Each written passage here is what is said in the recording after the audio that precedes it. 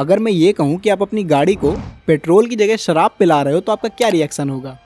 सोच के देखो, आपकी गाड़ी के फ्यूल टैंक में आज के टाइम पे जो लिक्विड जाता है वो सिर्फ पेट्रोल नहीं है, क्योंकि उसमें मिल चुका है एक नया प्लेयर, एथेनॉल। एक ऐसा फ्यूल जो खेत से आता है, फैक्ट्री से नहीं। लेकिन सवाल ये है, ये सस्ता और इको फ्रेंडली सॉल्यूशन है या एक ऐसा एक्सपेरिमेंट जिसका नुकसान आम आदमी को भुगतना पड़ता है? इथेनॉल असल में एक बायोफ्यूल है, मतलब इसका जन्म होता है खेतों से। शुगर केन, कॉर्न, चावल और गेहूं जैसे क्रॉप्स से। प्रोसेस सिंपल सा लगता है।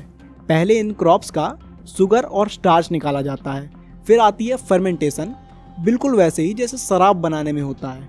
ये फर्मेंटेशन शुगर्स को कन्वर्ट करता है इनटू एथाइल अल्कोहल, जिसे हम इथेनॉल कहते हैं। उसके बाद आती है डिस्टिलेशन, जिसमें एथेनॉल को अलग किया जाता है ताकि वो रिफाइन हो जाए और गाड़ी के जो इंजन है उसके साथ कंपैटिबल हो जाए।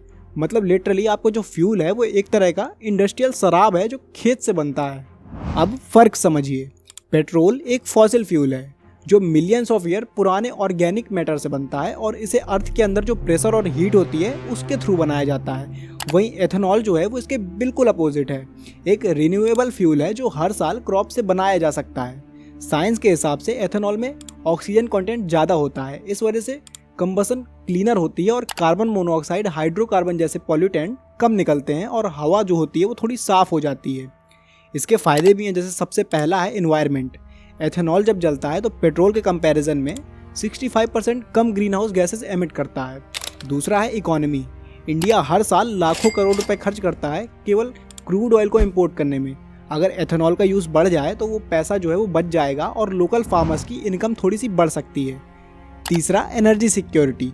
मतलब हम अपनी गाड़ी चलाने के लिए मिडिल ईस्ट पे डिपेंडेंट नहीं रहेंगे, बल्कि अपने खेतों पे डिपेंड हो जाएंगे। लेकिन पिक्चर इतनी सिंपल नहीं है, क्योंकि एथेनॉल के कुछ ड्रॉबैक्स भी हैं। सबसे पहला है माइलेज। एथेनॉल की एनर्जी डेंसिटी पेट्रोल से 30% कम होती है, मतलब आपको ज़्यादा लीटर जलाना पड़ेगा सेम डिस्टेंस पे जाने के लिए। इसलिए लोग बोलते हैं कि माइलेज 10 से गिर के 6 हो जाती है। दूसरा है इंजन कंपैटिबिलिटी। एथेनॉल जो होता है वो मॉइस्चर खींचता है और मेटल पार्ट्स जो होते हैं वो करोड कर जाते हैं। Fuel injectors, pumps, pipes damage हो जाते हैं और अगर आपकी गाड़ी E20 कंपैटिबल नहीं है तो वारंटी भी वॉइड हो सकती है। तीसरा है फूड वर्सेस फ्यूल प्रॉब्लम। जब शुगर केन, कॉर्न या चावल फ्यूल के लिए यूज़ होता है तो वही क्रॉप्स खाने की सप्लाई को कम कर देते हैं, जिससे फूड प्राइसेस बढ़ सकते हैं। मतलब फ्यूल बनाने के चक्कर में पेट भरना मुश्किल हो जाता है। तो इथेनॉल एक दो धारी तलवार की तरह है, जो एक तरफ तो हमें सपने दिखाता है क्लीन एनर्जी और फार्मर एम्पावरमेंट का, वहीं दूसरी तरफ वो आम कंज्यूमर की जेब पर भारी पड़ सकता है और कभी कभी उसकी खाने की थाली पर भी बोझ डाल सकता है। आपके हिसाब से क्या इथेनॉल इंडिया के लिए एक ग्रीन सेवियर है या फिर एक चलती फिरती रस्सी जिसमें हम सब फंस रहे हैं? कमेंट में ज़रूर बताना। और अगर ये वीडियो पसंद आया हो तो एक लाइक करना, और अगर चैनल पे फर्स्ट टाइम आए हो तो सब्सक्राइब कर लेना।